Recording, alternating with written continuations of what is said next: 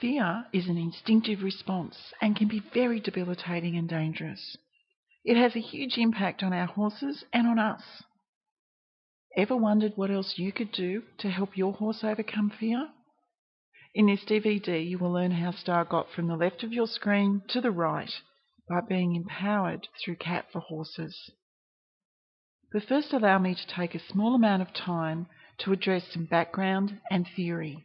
Alright, reinforcement simply means to increase the likelihood that the behaviour will be repeated. If we apply positive reinforcement, we give our horse something as our horse offers the behaviour we want repeated.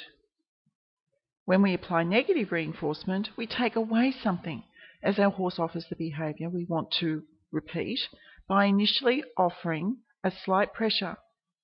Wait for the horse to do something we want our horse to repeat, and as he begins to do that, we remove this pressure. For fear training, we might use systematic desensitisation, which is a variation of negative reinforcement. We do this by presenting the trigger of their fear near the horse, wait for our horse to do something that we want to reinforce, and then take away the scary object. We could add to this process by using a clicker.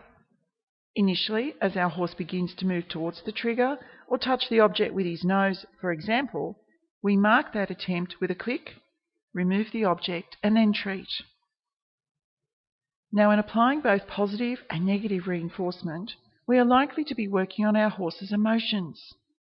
We know this because our horse has some anxiety when presented with the trigger. The idea with systematic desensitisation is that the behaviour we want to reinforce competes with our horse's anxiety. And if the behaviour is stronger, our horse gradually and systematically becomes less sensitive to the trigger. In clicker training, the sound of the clicker associates positive emotions because of its pairing with a treat. But are we sure that we know we are reinforcing positive emotions? Just because our horse seems to be tolerating the scary object, does that mean there is no fear? What if our horse was bubbling with nerves inside? How could we tell? To answer this question, we must remember our aim. That is to always use the reinforcer that works for the horse. What that is will depend upon how the reinforcer affects our horse's behaviour. We will be focusing on this a lot soon. Learning, in our context, involves a behaviour change. When we are helping our horse overcome a fear, whatever technique we use, it has to be more satisfying to the horse than what it gets out of responding to the fear. Let me say this another way.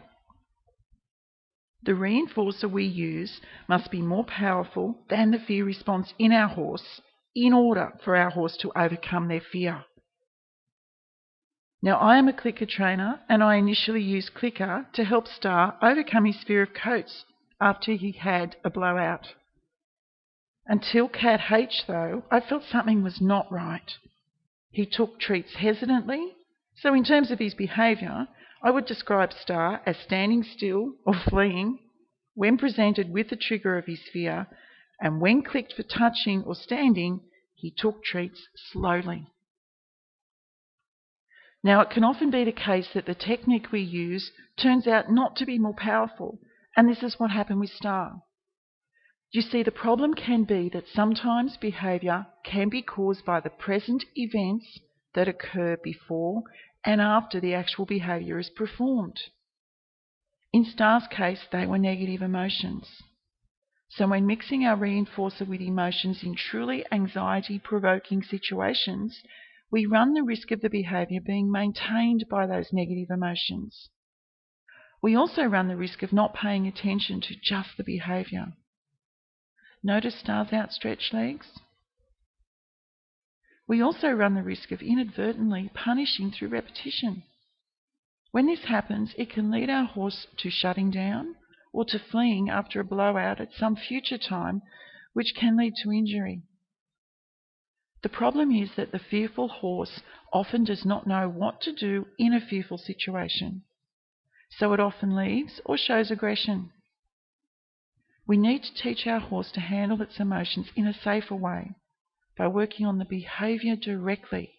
And when the behaviour changes, so will the emotions.